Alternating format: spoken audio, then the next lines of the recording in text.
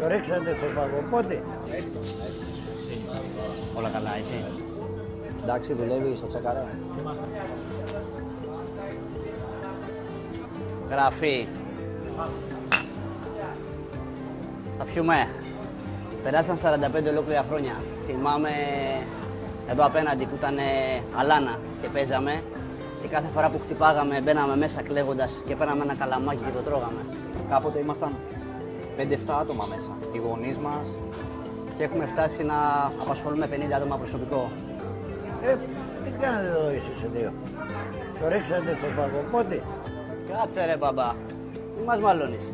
Μια κουβέντα κάνουμε για τα παλιά. Θέλεις να τους πεις τι ετοιμάζουμε για τα 45 χρόνια του μαγαζιού μας? Όπα. Όχι ακόμα.